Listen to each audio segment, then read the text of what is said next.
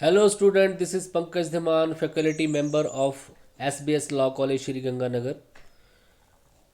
So we are studying the jurisprudence in which we are studying the sources of law. तो हम sources of law को study कर रहे हैं. इसमें हमने बहुत ही important source legislation को study कर लिया है. लेजिस्लेशन एक बहुत ही इम्पॉर्टेंट सोर्स है लॉ का, जिसके थ्रू हमारे मैक्सिमम लॉ बनते हैं. तो लेजिस्लेशन हमें जो है एक डेवलपमेंट ऑफ लॉ में बहुत ही इंपॉर्टेंट रोल प्ले कर देता है. तो ऐसे भी अदर सोर्सेस ऑफ लॉ भी हैं जिसकी वजह से लॉ बनते हैं, डेवलप होते हैं, उनकी इवैल्यूएशन होती है, सोसाइटी में वो जो है प्रैक्टिकली एक्सेप्ट होते हैं. वो है कस्टम. तो custom is also very important source of law. देखिए, हमने सोर्सेस ऑफ लॉ स्टडी किए, जब हमने देखा उनको तो चाहे वो कीटन हो, चाहे वो ऑस्टिन हो, सॉलमेंट हो, सभी ने different kind of sources of law बताए. लेकिन जो मोस्ट प्रोमिनेंट सोर्स जो उन्होंने बताया वो ये तीन ही थे. एक था लेजिस्लेशन, कस्टम एंड प्रेसिडेंट. तो यही आपके एग्जामिनेशन में क्वेश्चन भी यही पूछे जाएंगे. इन्हीं तीनों में से, इन तीन ही कस्टम्स में से आपको इन तीन क्वेश्चन में से आपको क्वेश्चन ज़रूर जो है एग्जामिनेशन में मिल जाएगा, एग्ज़ाम में मिल जाएगा. तो लेजिस्लेशन को हम ऑलरेडी डिफाइन कर चुके हैं, उसका कंसेप्ट हम क्लियर कर चुके हैं. लेजिस्लेशन क्या होता है? जब कोई ऑर्गेन जो है जिसको लॉ मेकिंग पावर्स होती हैं, कानून बनाने की पावर जिसके पास होती है, हम उसको क्या बोलते हैं? लेजिस्लेशन बोलते हैं. इंडिया में पार्लियामेंट और स्टेट असेंबली ये काम करती है, डिफरेंट डिफरेंट लॉ बनाती है on the basis of public policy, on the basis of society, community, religion के बेसिस पे इंडिया पे लॉ बनाए जाते हैं. तो ये जो है लेजिस्लेशन यहाँ पे होती है. सेकंड सोर्स जो है हमारे पास लॉ का वो है कस्टम. तो चाहे हिस्टोरिकल पर्सपेक्टिव से देख लीजिए, या फिर रॉस्को पाउंड की थ्योरी देख लीजिए, या है ऑस्टिन की थ्योरी देख लीजिए, सभी ने कस्टम को एक इम्पॉर्टेंट पार्ट माना है. तो आज हम यहाँ कस्टम को ही डिफाइन करेंगे कि कस्टम होते क्या हैं और ये कैसे जो है एक प्रिविलेंट सोर्स ऑफ लॉ बन जाता है. तो क्वेश्चन है हमारे पास, define custom, what are the essential requisites of valid custom. Custom को आपने पहले भी डिस्कस किया था, अब यहाँ फिर डिस्कस करेंगे. Discuss the importance of custom as a source of law. State the various tests for the validity of custom. तो कोई कस्टम कब लॉ बनता है उसके लिए कुछ टेस्ट हैं जो क्लियर करने पड़ते हैं, जो मैंने आपको पहले भी बताए थे. Without fulfilling that condition, without fulfilling that situations, a custom can not be held valid. ये आपको पता है. Discuss the importance of custom as a source of law. ये डिफरेंट तरीके से आपसे क्वेश्चन जो है पूछ सकते हैं. कस्टम और tradition is the ancient source of law. ये एक एंशंट सोर्स ऑफ लॉ है. कस्टम जो हमारे रीति रिवाज रहे हैं, जो हमारे ट्रेडिशंस रहे हैं, कहीं ना कहीं लोग उनको फॉलो करते आए हैं और एक उनको सर्टिनिटी मिल गई है, उनको यूनैनिमिटी मिल गई है, जिसकी वजह से जो है वही कस्टम वो जो है आज लॉ बन गए हैं. Roscoe Pound had considered a custom as a source and form both of law. ठीक है जी. When there was no law in the existence of primitive society. जब हमारा समाज नया नया बना, वो बहुत पुराने ज़माने की बात है, जब हमारे पास नया समाज बना तो कोई लॉ नहीं होता था. Then the conduct was regulated and controlled by the custom. तो जो हमारा बिहेव होता था, जो हमारी सोच होती थी, जो हमारा व्यवहार होता था, जो हम दूसरे लोगों के साथ करते थे, वो कस्टम के बेसिस पे होता था, कस्टमरी लॉ होते थे. Constitution of law for every conduct और attitude of human was not possible at the time. उस टाइम पे कॉन्स्टिट्यूशन बनाना या संविधान बनाना ये उस टाइम पे पॉसिबल नहीं था. असेसमेंट ऑफ एप्रोप्रिएटनेस और unappropriateness of many acts was made on the basis of custom and tradition. तो किसी भी चीज़ की, किसी भी काम की जो एप्रोप्रिएटनेस है, उसकी योग्यता, अनुपयोगिता जो भी थी, वो एक्ट के बेसिस पे ना करके कस्टम के बेसिस पे होती कि अकॉर्डिंग टू कस्टम वो काम ठीक है या नहीं है. This is the reason that with the passes of time custom has receive the force of law. यही कारण था कि जैसे जैसे समय बीतता गया, वो जो लोग जो जो काम करते थे, जो वो एक्ट करते थे, जिस तरीके के रिवाज और वो परंपराएं फॉलो करते थे, वही धीरे धीरे उसने लॉ की जो है लॉ फोर्स ऑफ लॉ उसने ले ली. And today so many law are there which have been constituted on the basis of custom and tradition. और आज आप देखें तो हमारे पास नंबर्स ऑफ लॉ हैं जो कि on the basis of custom and tradition ही बने हैं। सबसे बड़ा आपके पास है फैमिली लॉज। फैमिली लॉज हमारे पास जितने भी हैं, चाहे वो फैमिली लॉ, आपको पता पर्सनल लॉ इंडिया में अलग अलग है, मुस्लिमों के लिए अलग है, हिंदुओं के लिए अलग है, पारसीज और क्रिश्चियन के लिए अलग है। तो अगर आप हिंदुओं की बात करें तो हमारे हिंदू मैरिज एक्ट हो जाए, या हिंदू सक्सेशन एक्ट हो, या फिर Hindu adoption and maintenance act हो, या फिर Hindu guardianship minority and guardianship act हो, ये जितने भी एक्ट हैं ये on the basis of custom and tradition ही बने हैं। जो कस्टम और ट्रेडिशन हम फॉलो करते थे, शादियों से रिलेटेड, डाइवोर्स से रिलेटेड, या फिर अडॉप्शन से रिलेटेड, या फिर संपत्ति के डिस्ट्रीब्यूशन से रिलेटेड, वही आज जो है कस्टम क्या बन गया है, लॉ बन गए हैं। तो इसलिए ये एक बहुत बड़ा इम्पोर्टेंट सोर्स है लॉ का। डेफिनेशंस देखिए तो नंबर्स ऑफ डेफिनेशन हमारे पास, डिफरेंट डिफरेंट ज्यूरिस्ट ने कस्टम को अपने अपने तरीके से डिफाइन किया। एक सिंपल मीनिंग देखें कस्टम का, तो custom is a very simple when an act is done by the person. कोई भी काम जब कोई पर्सन करता है, सोसाइटी करती है, ग्रुप करता है, या कम्युनिटी करती है, कंटिन्यूसली करती ही रहती है, and regularly form a long period, और उसको करते हुए जो है बहुत ज़्यादा लंबा समय हो जाता है, then he become the accustomed to do it. और वो अब उसको करने में क्या हो जाते हैं, हैबिचुअल हो जाते हैं, और वो जो एक्ट होता है वही कस्टम और ट्रेडिशन बन जाता है। बिल्कुल सिंपल तरीके से ढाई, कोई भी एक्ट अगर कोई वो पर्सन करता है, सोसाइटी करती है, ग्रुप करता है, कम्युनिटी करती है, कंटिन्यूली करता ही रहता है, लॉन्ग टाइम से करते ही रहते हैं, तो फिर वो कस्टम ही धीरे धीरे क्या बन जाता है, वही एक्ट वही कस्टम जो है धीरे धीरे लॉ बन जाता है।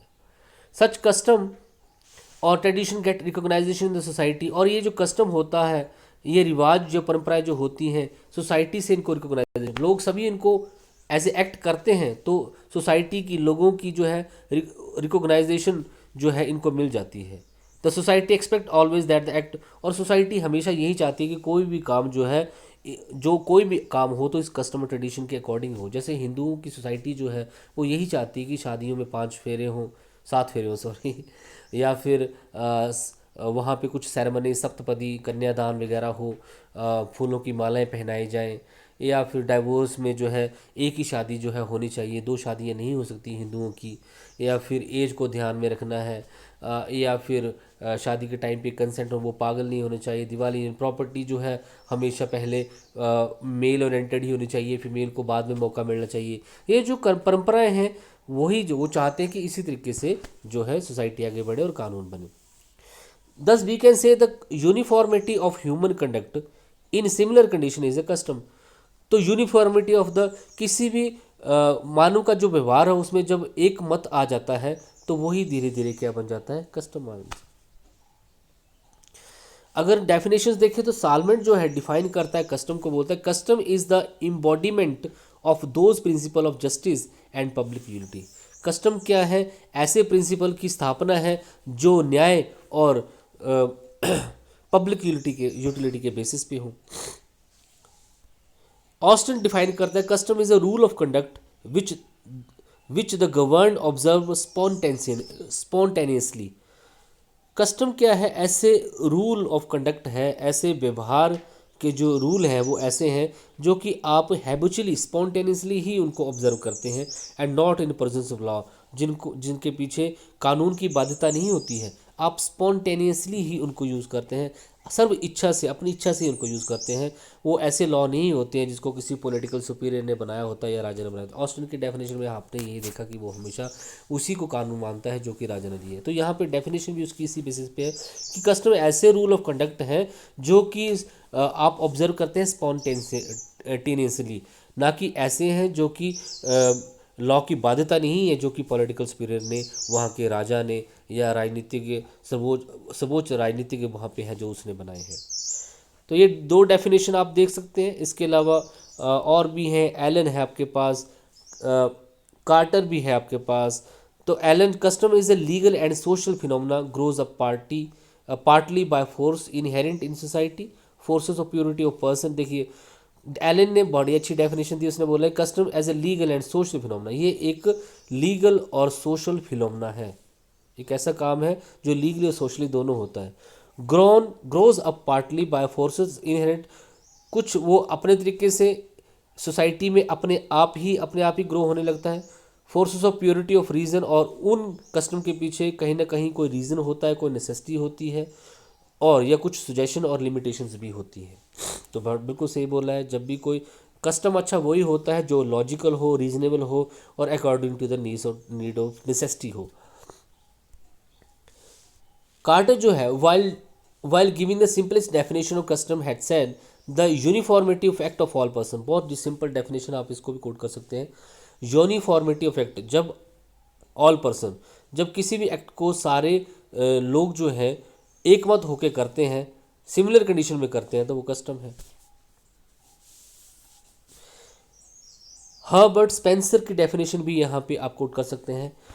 Custom is a tradition passing on from one generation to another, custom एक ऐसी परंपरा है जो कि एक जनरेशन से दूसरी जनरेशन में आता है। That originally govern human conduct, जो कि मानवीय व्यवहार को जो है क्या करता है, गवर्न करता है, उसको चलाता है। This tradition is called custom, और यही ट्रेडिशन धीरे धीरे कस्टम बन जाता है। तो ऐसे परंपराएं जो कि one generation to other generation चली रहती हैं, और उससे जो है मानवीय व्यवहार जो है वो गवर्न होता है, यही ट्रेडिशन, यही परंपराएं क्या बन जाती हैं, रिवाज बन जाती है। प्रीवी काउंसिल ने भी डिसीजन दिया और साफ बोला, हर प्रसाद वर्सेस शिवदयाल 1876 में। प्रीवी काउंसिल में आपको बता दूं, आज़ादी से पहले बिफोर द इंडिपेंडेंस हमारी सबसे बड़ी हाईएस्ट जुडिशियल बॉडी होती थी। सुप्रीम के कोर्ट के बाद जो है प्रीवी काउंसिल भी होती थी। इंडिया में सुप्रीम कोर्ट थी या हाई कोर्ट थे, तो उसकी अपील जो है आप कहाँ कर सकते थे, इंग्लैंड में प्रीवी काउंसिल के पास कर सकते थे। Custom that rule which obtain the force of law, custom ऐसे रूल हैं जिनको कानून का फोर्स मिल जाती है, लॉ की फोर्स मिल जाती है। By following for a long period by a particular family, जब आप किसी भी एक्ट को लॉन्ग टाइम से जो है फॉलो करते हैं, कोई पर्टिकुलर फैमिली हो सकती है या पर्टिकुलर एरिया, या किसी भी पर्टिकुलर फैमिली में या किसी पर्टिकुलर एरिया में कुछ ऐसे रूल हैं जो धीरे धीरे कानून की शक्ल ले लेते हैं, क्योंकि आप उनको लॉन्ग टाइम से क्या कर रहे होते हैं, फॉलो कर रहे होते हैं, उनको अपना रहे होते हैं।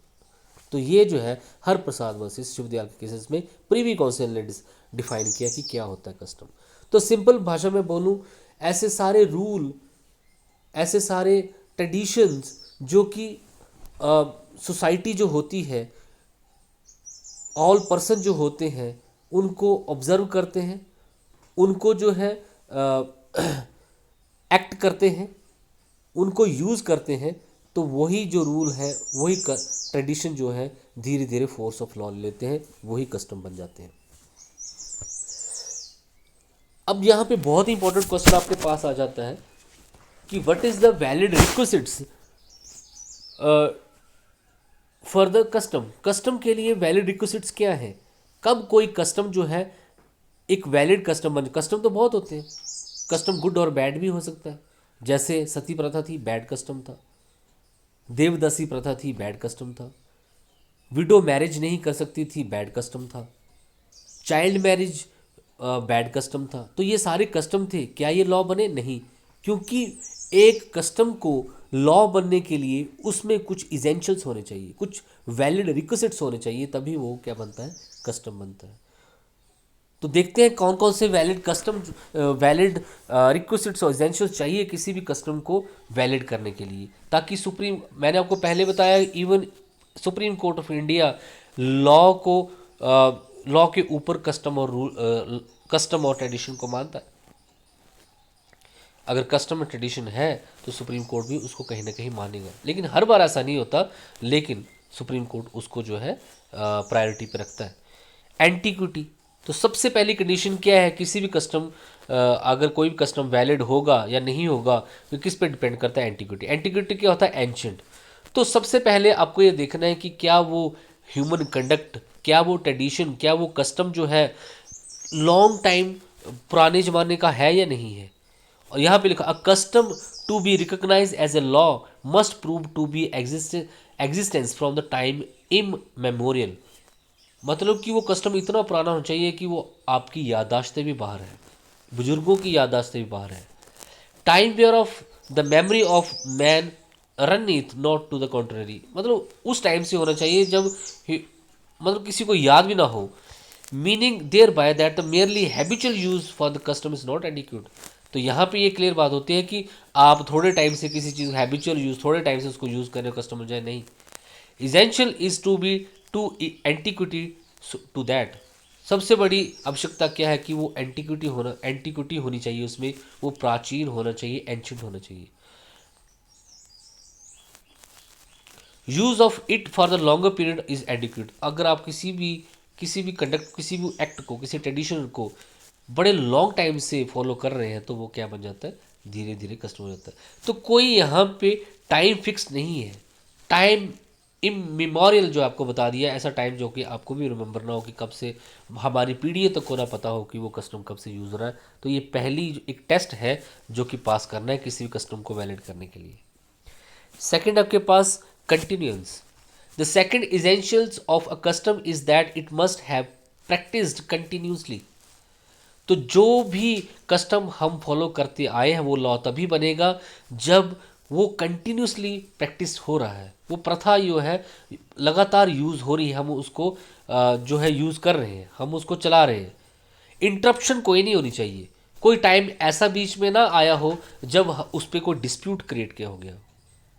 अगर इंटरप्शन होती है तो वो कस्टम नहीं हो सकता और ना ही वो लॉ बन सकता है।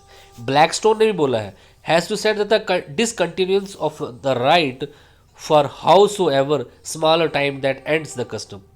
अगर कोई भी कस्टम चाहे थोड़े टाइम के लिए ही रुका हो, उसमें कंटिन्यूटी ना रही हो, तो वो फिर कस्टम नहीं रहता है। ऑब्वियस बात है, बिल्कुल ठीक बात है। आप मान लीजिए कोई कस्टम है, बीच में उसको लोगों ने फॉलो करना स्टार्ट कर दिया, फिर थोड़ा टाइम है उसको बंद कर दिया, फिर उसको चलाना स्टार्ट कर दिया, तो ना तो वो रहा एंशियंट, पहली बात एंटिक्विटी तो उसमें रही नहीं कि प्राचीन हुआ ही नहीं वो। सेकंड, उसमें कंटिन्यूटी भी नहीं रही, तो वो फिर कस्टम नहीं बन सकता।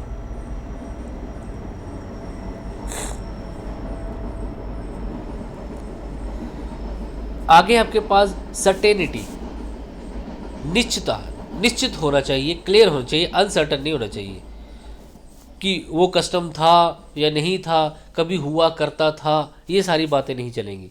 अ custom be certain is also essential. Custom का जो है निश्चित होना भी जरूरी है।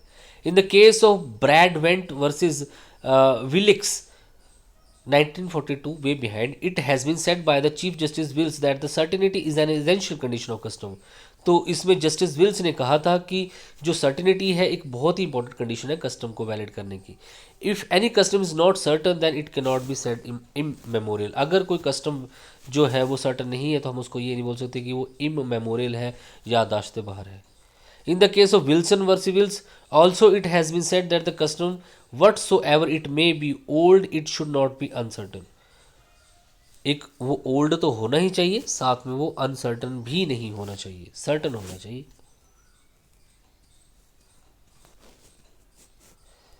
नेक्स्ट आपके पास रीजनेबलनेस, तार्किक होना चाहिए, उसके पीछे कोई ना कोई लॉजिक होना चाहिए।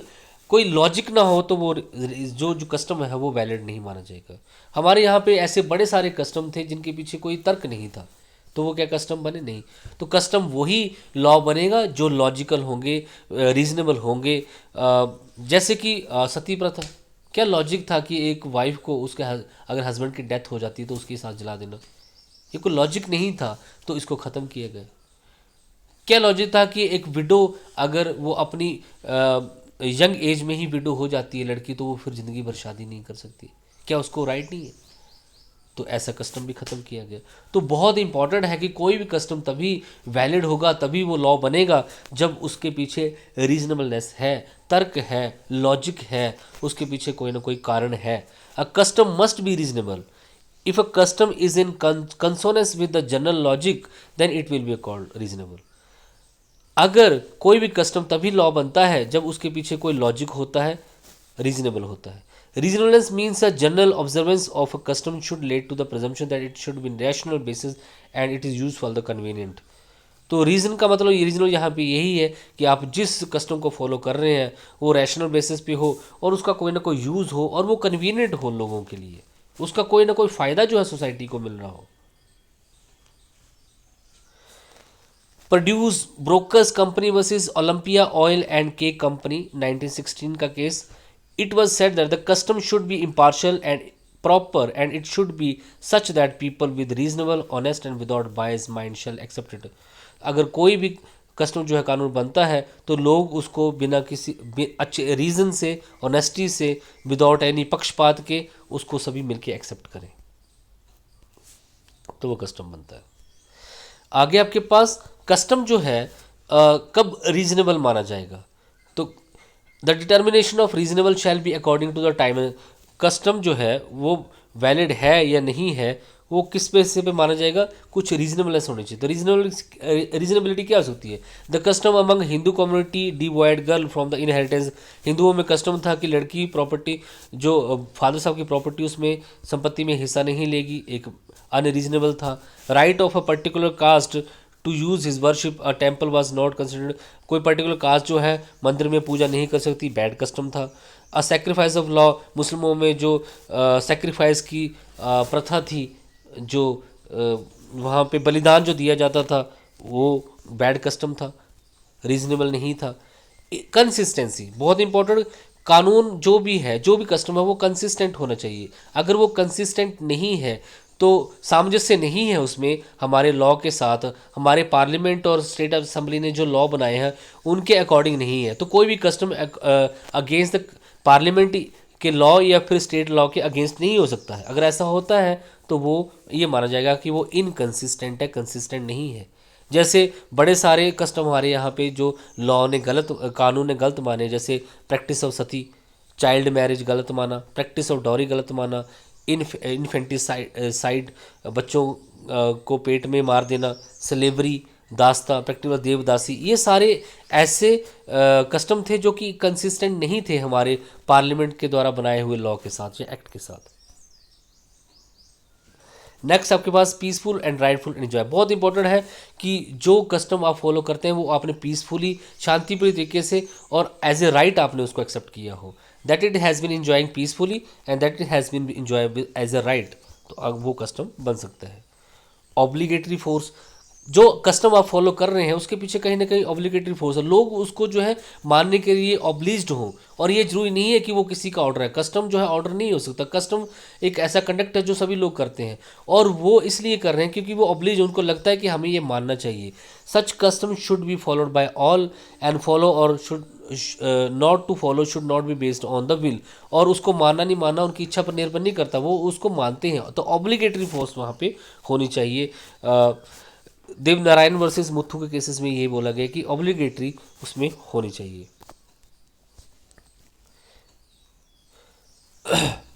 नेक्स्ट आपके पास importance of custom as a source of law. बहुत इंपॉर्टेंस है. देखिए यहाँ पे प्रीवी काउंसिल ने बोला है given preference to custom upon the written law in the case. Privy council ने एक बार बोला था कि कस्टम जो है वो रिटन लॉ से भी बड़ा है. सालमन ने क्या बोला, custom is a society that law is. Custom जो होता है किसी देश का, किसी राज्य का लॉ होता है. इसके अलावा नारद जी ने यूसेज इंडीड पावर, जो प्रथाएं होती हैं बहुत पावरफुल होती हैं. इट ओवरराइड द लॉ, ये कानून के भी ऊपर होती हैं. इसके अलावा अगर आप देखें कि इम्पोर्टेंस अगर आप बताएं, यहाँ पे आपसे इम्पोर्टेंस पूछ सकता है कि कस्टम की इम्पोर्टेंस क्या है, तो बहुत इंपॉर्टेंस है. Those principle rules which are just useful to the people. जो भी कस्टम जो हमारे सोसाइटी के लिए न्यायप्रिय हैं, यूज़फुल हैं, जिनका यूज़ हो सकता है, लोगों की नेशनल कंसाइंस से पूरे देश का उसमें हित हो सकता है, तो वो कस्टम ठीक है ना, इसलिए उनको एक्सेप्ट किया जाना चाहिए. The custom have support of the law people. Custom को हमेशा लोगों की सपोर्ट होती है क्योंकि लोगों का ही ये जो बिहेव होता है जो कस्टम बनाता है, तो इसलिए भी ये इंपॉर्टेंट. तो जब आप कस्टम को अपनाते हैं तो कहीं ना कहीं उसमें लोगों का सपोर्ट होता है. Custom are applicable every time, हमेशा एप्लीकेबल होते हैं, चाहे कोई भी देश हो, जितना से बड़े देश की हो, अमेरिका हो, इंग्लैंड हो, हमेशा कस्टम को as a law of source accept किया गया है. Custom gave subject matter to the law making. Custom हमेशा ही लेजिस्लेशन को सब्जेक्ट मैटर देते हैं कि आपको किस बेसिस पे लॉ बनाना चाहिए और उन लॉ को क्यों बनाना चाहिए, एक सब्जेक्ट मैटर दे देते हैं. Custom may gives suffer guidelines, safer guideline for the future. Custom हमेशा आने वाले फ्यूचर के लिए गाइडलाइन देते हैं. कस्टम जो होते हैं उनमें थोड़ी सी अल्टर या मॉडिफिकेशन करके एक बढ़िया लॉ बनाया जा सकता है जो कि benefit of the next generation हो. तो लॉन्ग पीरियड के लिए उसके सोसाइटी अच्छी हो, बेटर हो, उसके लिए एक गाइडेंस का काम भी करता है। तो ये है आपके पास कस्टम। आई होप आपको क्लियर हुआ होगा। अगर आपको कोई दिक्कत है तो कांटेक्ट कर सकते हैं। Thank you so much, have a nice day.